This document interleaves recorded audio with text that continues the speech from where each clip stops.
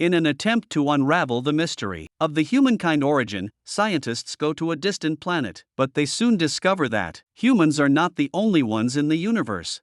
Today we will recap the story of the 2012 movie Prometheus. The movie opens up with a landscape with grassland, mountains, rivers, and a waterfall. A human-looking creature makes its way to the top of the waterfall, removes its hooded robe and drinks from the little bowl it is carrying. After it drinks from the bowl, a pebble-shaped object in the sky retreats back into space. The contents of the bowl cause the creature to begin disintegrating, and it plummets in the waterfall. The next scene opens up on the Isle of Skye in 2089. Charlie Holloway and Elizabeth Snow, archaeologists and lovers, find a cave that they believe has clues to the origin of humans.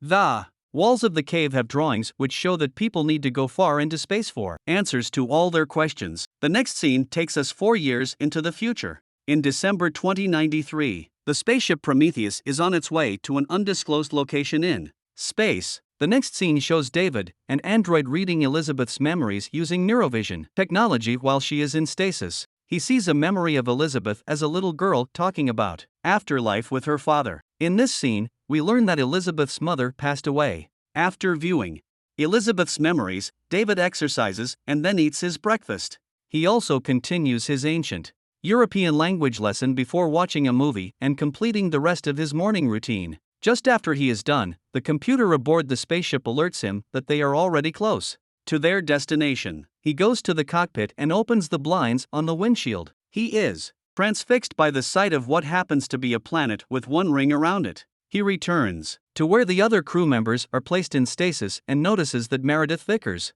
the person in charge of the expedition, has woken up from her hibernation. She is doing push-ups. She asks him how long the expedition had taken, and he replies that it has taken precisely 2 years, 4 months, 18 days, 36 hours, and 15 minutes. She also wants to know if any of the other crew members have passed on, to which he replies negatively. Meredith then instructs him to wake them up. A voice can be heard telling the crew members to drink fluids and consume high-calorie shakes as they eat. Meredith sees Yannick, the captain, attending to a Christmas tree. She is flabbergasted and asks what it is. Yannick replies, saying that it is Christmas. She then informs him that the mission briefing will begin soon. In another part of the ship, Milburn, a biologist, introduces himself to Fifield, who tells him that he is absolutely not interested in making friends. The mission briefing begins with Meredith introducing herself to the rest of the crew. David then puts up a holographic video from a tablet in his hand. In the video, Peter Wayland, the head of the organization that funded the expedition, tells them they are here to find the engineers who presumably created humans. These engineers would be able to tell people where they came from, what their purpose is, and what awaits them in the afterlife. Wayland decided to organize this expedition after he had met with Charlie and Elizabeth and heard about the rock paintings that tell the way to space. Wayland appoints Charlie and Elizabeth to lead the expedition. When Wayland is done speaking, Elizabeth and Charlie take over and explain the mission further. Charlie shows the audience many archaeological finds from different parts of the world. All findings show the same pictogram of people worshipping giant creatures that point to the stars. There was no way ancient civilizations would have known about the distant galaxy they were pointing to. This galaxy has its own sun, and the only planet where life is possible. It is the planet that their spaceship will soon arrive at. Fifield and Milburn voice their skepticism and ask for proof. Elizabeth says she doesn't have to prove anything and that she simply believes in her theory. After the briefing, Meredith calls Elizabeth and Charlie and tells them that they are not to make any contact with the engineers. They are to report back to her if they find them. She also voices her doubt about the existence of the engineers. The company that Meredith works for paid a lot to get the crew to this distant planet. Therefore, the expedition will carry out the plans the company made, which don't include friendly contact with other civilizations. Charlie and Elizabeth were taken only because it was the will of Wayland. But now the man doesn't decide anything. Charlie inquires about the progress of David's lessons. David answers that he has studied enough ancient languages to be able to speak to the engineers. The ship starts to land, and they realize that this planet is quite similar to the Earth, although its mountains are higher than Everest. Captain Yannick and his assistants, Ravel and Chance, land the spaceship beside a circular artificial structure that Charlie notices before the others. As the survey team suits up to explore the structure, Charlie asks David why he is putting on a spacesuit since he can't breathe and the poisonous air can't affect him.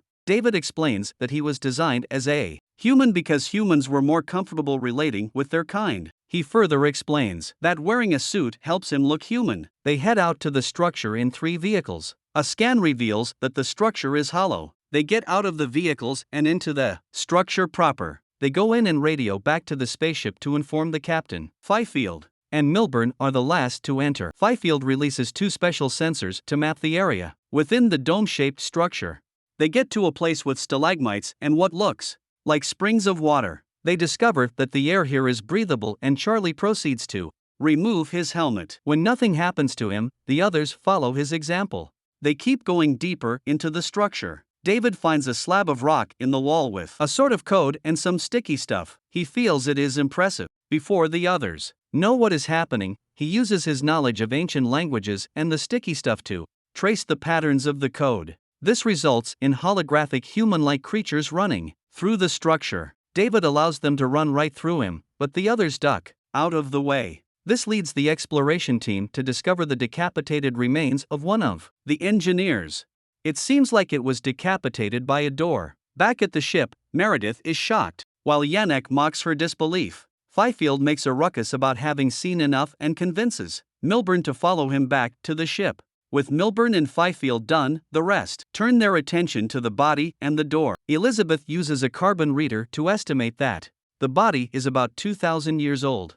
While David climbs to what is presumably the key to unlock the door with the aid of a ladder. David opens the door before the others are aware, and they find the head of the body on the other side. They are now in a chamber filled with peculiar-looking vases and a sculpture of a human-looking face. David tries to examine one of the vases, but Elizabeth stops him, telling him not to touch anything. But when the others move off to other parts of the chamber, David examines one of the vases. He notices a black fluid coming from the top of the vase and proclaims that the fluid is organic. Elizabeth notices the murals on the walls changing and they start leaving the chamber, but not before taking the head of the decapitated engineer they found at the door. Yannick notices the onset of a storm. He calls out to the exploration crew to start making their way out. Meredith adds that they have only 15 minutes to reach the ship. Elizabeth and Ford put the head into a transparent bag while Elizabeth calls out to Charlie and David. David secretly puts one of the vases in a bag before rushing out. Black worms come to life and start moving under David's feet. They make their way to the vehicles outside, start them and begin driving towards the ship. The storm is close behind them as they head to the ship. Then as they get into the ship, something happens. The bag containing the head falls off. Elizabeth runs back to get it, and the storm blows her away. Charlie follows her in one of the vehicles. The vehicle is blown away, but he eventually gets to her. David comes to their aid and hitches them and the bag to the ship with a cord. The cord pulls them back to safety within the ship. Charlie starts to berate Elizabeth for running back out to save the bag while David calmly asks her if she's alright. She ignores Charlie and tells David that she is okay. Yannick asks about Milburn and Fifield. Elizabeth wonders if they are not yet back on the ship. However, the 2 men had lost their way in the labyrinthine corridors of the dome-shaped structure. Yannick contacts them and tells them to keep calm and wait for rescue in the morning. The guys agree to wait out the storm outside the ship. They only ask to let Charlie and Elizabeth know that the pair are too obsessed with aliens. In another part of the ship, Elizabeth examines the head with the help of Ford and David. Meredith comes in to watch them as they finish checking the head for any contagion. They don't find any. They discover that the head is actually covered by a helmet. The 3 of them remove the helmet and see the actual head of the engineer. Elizabeth instructs Ford to use a device to send electricity into its brain. This is how they plan to convince the nervous system of the engineer that it is alive. She initially sets it at 30 amps but increases it up to 60 amps. The face starts to move. Then the scientists attempt to reduce the voltage, however the device appears to be out of order. They have to contain it as it has started releasing an unpleasant odor. The head eventually disintegrates in the containment box. Frustrated, Charlie takes a drink and leaves the lab. But Elizabeth doesn't want to give up on the research and plans to take a closer look at the remaining fragments of the engineer. The next scene shows David speaking with someone in a stasis pod. As he exits, Meredith stops him and asks him what the person said. David is initially reluctant to tell her, but she threatens him. He eventually relays the mysterious man's words to Meredith, "Try harder." David then removed the vase he brought into the ship from The refrigerator. Meanwhile, Elizabeth and Ford are examining the DNA of the engineer. They discover that its DNA matches that of humans. David also brings out an object covered in slimy liquid from the cylinder. This object looks like a bottle. David pours a drop of dark liquid and carefully examines it. Meanwhile, Elizabeth tries to figure out what took out the engineers. In the next scene, David brings a bottle of champagne to Charlie. The man offers a drink to the robot, but David refuses. Charlie makes distasteful comments about David's origins. David tells him to keep his thoughts to himself. Charlie laughs it off. However, the man is disappointed with the expedition. He hoped to get the answers to all the questions about life from the engineers. David then asks him what he is going to do to find the answers he came for. Charlie says he will do anything and everything.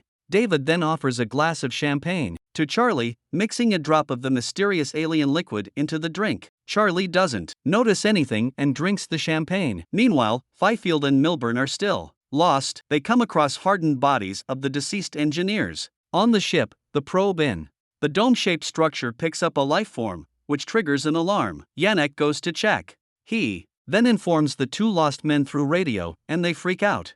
They decide to go in the opposite direction of the location of the life form. Elizabeth is now in her room, recording a video. When Charlie comes in, he gives her a rose, and they talk for a bit about the mission. She tells him about the matching DNAs, and he gets a bit emotional. They eventually sleep together. Elsewhere, Yannick and Meredith have a conversation that ends with Meredith inviting him to her room. The storm is still raging outside. Meanwhile, Fifield and Milburn find the chamber that Elizabeth's group found earlier. They are just looking around and chatting when Fifield notices something moving in the black liquid on the floor. Milburn goes to take a look at it. He sees a snake-like creature.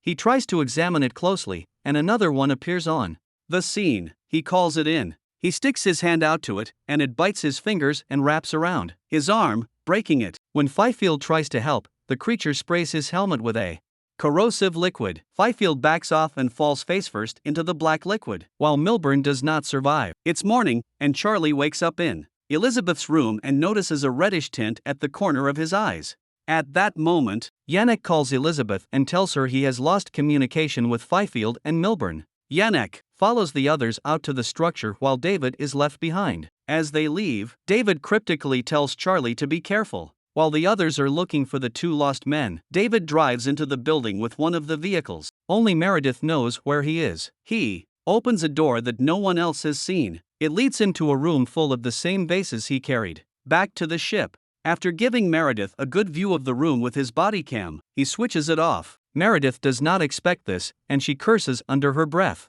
Meanwhile, the others had gotten to the chamber where the snake-like creature attacked Milburn and Fifield. They find Milburn, while Fifield is nowhere to be found. Something is also happening to Charlie Holloway. The red spots in his eyes have grown, and he feels groggy. He sits down, while Elizabeth checks him. Yannick and the others help him out while Elizabeth radios back to the ship for a medical team to be on standby. Meanwhile, David is now in the control room of the building. He presses some buttons that bring holographic engineers into the room. The engineer at the control console touches some buttons, and a display appears. It shows the universe with Earth specifically marked. Through all this, David is watching. He climbs up the console to get a better look. Suddenly, everything disappears, and he is alone again. However, the holographic image of the Earth remains for a short while as the console powers down. David then finds the body of an engineer in what resembles a tomb. Charlie's skin begins changing as they make their way to the ship. When they get to the ship, he tells Meredith to torch him. The others restrain Elizabeth while this happens. She sobs and screams as she sees him burning. David collects Elizabeth's cross in case it is contaminated and tells her she is 3 months pregnant. She insists she can't be pregnant. Never mind 3 months pregnant. David tells her that it is not a normal fetus. She begs him to remove it, but he declines, saying that they don't have the personnel to deal with matters like this. He then talks about the similarity between her father's and Charlie's life's end. She dazedly asks him how he knows about how her father passed away, and he tells her point-blank that he watched her dreams. Sometime later, Ford and another person come to wake her up, and she pretends to be unconscious. When they try to lift her up, she attacks them and escapes to the cabin with a machine that can perform operations. She programs the machine for an abdominal surgery and gets in. The machine removes an octopus-like creature from her womb. She frantically gets out of the machine, leaving the creature inside. Meanwhile, Yannick notices that Fifield is just outside the ship. He radios the support crew to open the door for Fifield. However, it is a changed Fifield that is outside. He attacks and takes out a few crew members before being put down. In another part of the ship, Elizabeth stumbles into a room. This is where we find out that Mr. Wayland, the owner of the company financing the expedition, is alive. David rushes to cover her with a coat and guides her into a chair. Elizabeth tells Mr. Wayland that she was wrong about the engineers and that they should leave this planet. Wayland disagrees and says they can't leave now that they are so close to finding the answers they are looking for. She returns to where she finds Charlie's ring by the washstand. She changes her mind and begins suiting up. Yannick comes in to tell her that he is done and wants to go home. He explains that this place was just a military base of some sort for the engineers, but their weapons turned on them. Wayland and Meredith have a tense discussion. Afterwards, Wayland, David, Elizabeth, Ford, and others head out to the engineers' military facility. David leads them to the chamber he found before. Yannick looks at the 3D rendering of the chamber and discovers it is a ship. Meanwhile, David explains that the engineers were in the process of leaving before things went awry. He adds that they were headed for Earth. Wayland asks to see the engineer that is still alive. David opens the cage where it is lying, and the engineer steps out. David tries to speak with the engineer, but it attacks him and the others. Only Elizabeth Shaw escapes. As Wayland's life is fading away, he says there is nothing.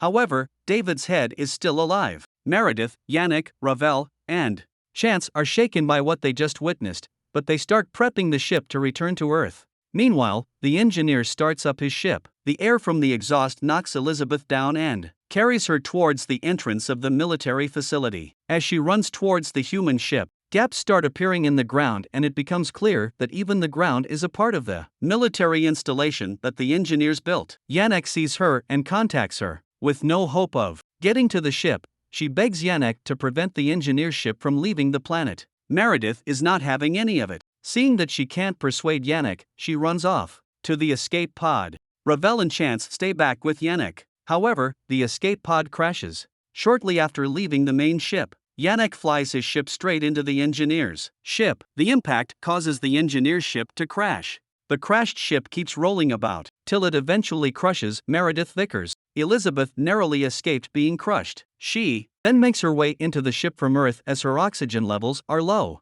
She heard a noise on the ship. It turns out to be the creature that she birthed. It had grown enormous. David informs her that the engineer is coming for her. She defeats him by offering him to the octopus-like creature. David informs her that the engineers have other ships. She goes into the crashed engineer ship to get him. She tells him that she isn't going back to Earth. She now wants to discover why the engineers that created humans also wanted to destroy them. She puts David's head in a bag and zips it. Elizabeth writes a report and leaves the planet in an engineer spaceship. The last scene shows a different kind of creature emerging from the body of the engineer that was devoid of life by the octopus-like creature. So what did you think of this movie? Leave it in the comments below, and if you liked the video, please like and subscribe for more movie recaps. See you next time.